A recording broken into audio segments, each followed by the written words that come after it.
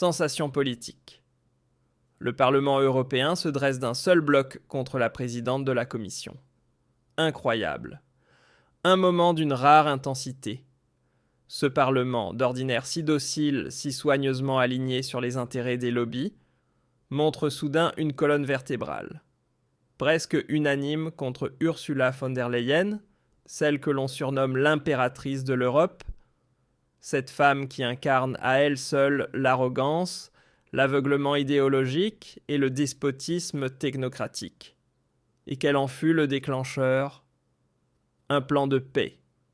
Une tentative sérieuse de mettre un terme à cette guerre interminable en Ukraine. Sensation politique. Le Parlement européen se dresse d'un seul bloc contre la présidente de la Commission. Incroyable. Un moment d'une rare intensité. Ce Parlement, d'ordinaire si docile, si soigneusement aligné sur les intérêts des lobbies, montre soudain une colonne vertébrale.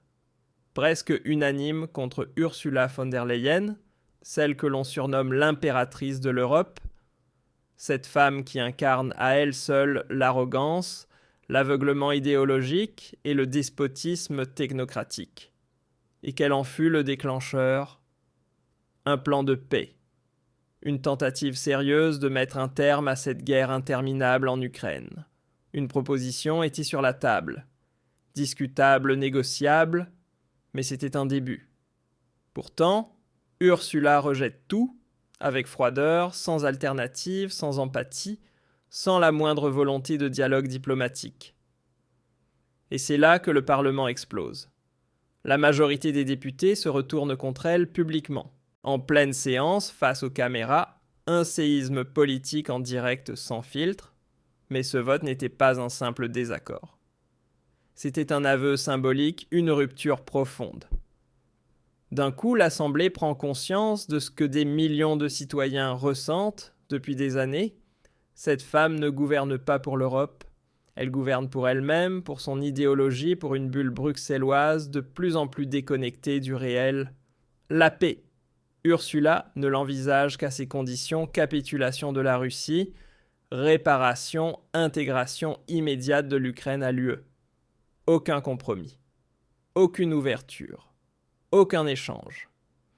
Et c'est précisément pour cela qu'elle a été publiquement démontée en direct au Parlement, mot après mot, discours après discours, scène après scène. Un député slovaque se lève, calme, mais avec une force qui fait trembler l'hémicycle. Il déclare « Vous nous forcez à acheter des meubles ukrainiens dont nous n'avons aucun besoin. Vous nous interdisez de commercer librement le pétrole et le gaz. Quand un Slovaque a-t-il jamais imposé quoi que ce soit à Bruxelles ? Et là, clac. Le mythe d'une Union européenne solidaire s'effondre en quelques secondes. Puis vient un député allemand. Sans filtre, sans détour. Il la qualifie de chef du Reich von der Leyen et l'accuse d'être une charmeuse de pluie, une sorcière persuadée qu'interdire le CO2 suffira à contrôler le climat. Et cette phrase claque comme une gifle. Vous devriez être interné, pas diriger l'Europe. Boum. La présidence de séance perd le contrôle, micro coupé, rappel à l'ordre. Mais le député sourit, simplement poursuit sa tirade comme s'il sortait d'un cauchemar et venait enfin de retrouver sa voix. Et cela ne s'est pas arrêté là, remerciements ironiques, accès de colère, appel désespéré au bon sens. Même au sein de sa propre famille politique, le PPE, la révolte gronde. 100 milliards d'euros de compensation pour des voitures électriques que nous ne fabriquons même pas nous-mêmes, lance un collègue. Et il enchaîne. Alors, importons des modèles chinois et payons-en le prix plus tard. L'Europe est sacrifiée sur l'autel de l'idéologie des délires technocratiques. Et Ursula reste là, figée, glaciale, pas l'ombre d'une remise en question, aucune réaction comme si rien ne pouvait l'atteindre. Mais le sommet de l'humiliation était encore à venir. La cerise sur le gâteau s'est posée lors du sommet du G20 à Rio. Ursula entre en scène comme si elle était la reine d'Europe. Et là, que se passe-t-il ? Le président brésilien Lula lui prend la main, la fait tournoyer comme une écolière, l'enlace, l'attire à lui. Aucun respect, aucune reconnaissance, juste une démonstration de pouvoir. Ensuite, le président sud-africain Ramaphosa l'empoigne à son tour, la pousse comme un pion sur l'échiquier de la scène. Et Internet s'enflamme. Le monde entier éclate de rire. Et Elon Musk de commenter avec son flegme habituel: n'est-ce pas un principe fondamental de la démocratie que les citoyens puissent élire leurs dirigeants eux-mêmes? Claque en plein dans le mille. Car c'est bien là le cœur du problème. Ursula n'a jamais été élue. Aucun mandat, aucun bulletin de vote, uniquement des arrangements en coulisses des deals de lobby du chantage politique. Et aujourd'hui, le monde entier le voit, cette femme est nue, politiquement nue. L'impératrice sans habit. Et que fait-elle? Pas un pas en arrière. Bien au contraire. Tandis qu'une moitié de l'Europe lui tourne déjà le dos, elle prépare son prochain coup, la création d'un service de renseignement européen sous son autorité directe. Ce n'est pas une blague. Placé sous son contrôle personnel. Des agents issus de tous les États membres devraient à l'avenir opérer depuis le secrétariat général de la Commission sous les ordres directs d'Ursula. D'après la Financial Times, le chantier est déjà bien lancé. La justification officielle: la Russie Trump, l'autonomie stratégique. Mais la vérité, c'est autre chose. Centralisation du pouvoir, affaiblissement des services de sécurité nationaux, contrôle absolu. Certains parlent déjà d'un appareil d'espionnage bruxellois. Et ce n'est pas une théorie du complot, c'est un fait. La Commission européenne veut l'accès à l'information, à l'espionnage, à l'influence, le tout enveloppé dans le joli papier cadeau de la sécurité, et Ursula, elle veut devenir intouchable, comme une monarque absolutiste qui voit, tout entend, tout contrôle tout. Salutations amicales à ceux pour qui le mot démocratie ne rime pas avec censure. Petite parenthèse. Pendant que tu regardes cette vidéo, le gouvernement prépare des mesures qui auront un impact direct sur ta vie, que tu le veuilles ou non. La vraie question, c'est: as-tu un plan? Si la réponse est non, clique sur le lien sous cette vidéo. Notre nouveau système de préparation aux crises t'explique en détail comment te protéger, juridiquement, financièrement, concrètement, avant que la prochaine grande décision ne tombe. En 2026, ceux qui ne seront pas prêts ne pourront s'en prendre qu'à eux-mêmes. Et comme si ce sommet d'arrogance autoritaire ne suffisait pas, voici déjà le prochain grand projet, ce qu'ils appellent le contrôle des messageries. Des applications comme WhatsApp Signal ou Telegram devraient être contraintes de scanner automatiquement vos messages privés, à grande échelle, sans distinction. Un système de surveillance que même la Stasi n'aurait pas osé imaginer. Et tout cela pourquoi? Officiellement, pour protéger les enfants. Mais soyons honnêtes, ceux qui veulent vraiment protéger les enfants ne passent pas au crible des milliards de conversations privées. Ils protègent les enfants directement, concrètement. Ce qu'Ursula voulait imposer ici, c'était tout simplement l'attaque la plus massive contre la vie privée de toute l'histoire de l'Union européenne. Mais les choses ont pris une autre tournure. Pour une fois, le Parlement a su faire preuve de courage. Après des mois de négociations, le projet de contrôle des messageries a été suspendu. Aucun impératif de fouille automatique de vos messages. Aucun algorithme autorisé à disséquer vos échanges. Une victoire.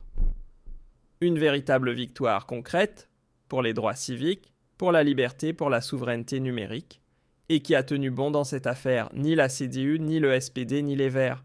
Non, c'est l'AfD qui s'est opposée de manière cohérente à cette surveillance numérique de masse. Tandis que les autres partis parlent de liberté tout en votant de nouvelles lois liberticides, l'AfD a déclaré clairement: non, l'État n'a aucun droit d'entrer dans nos sphères les plus privées, ni avec des caméras, ni avec des algorithmes. Et cette clarté était attendue depuis longtemps car nous sommes à un tournant décisif. Un moment où l'on voit les choses changer, les citoyens s'éveillent. La confiance envers Bruxelles s'effondre. Le vernis d'infaillibilité de la Commission européenne se craquelle et la contestation, même au sein même de l'establishment, ne cesse de croître. Ursula von der Leyen perd du soutien dans sa propre famille politique parmi les États membres et au sein de la population.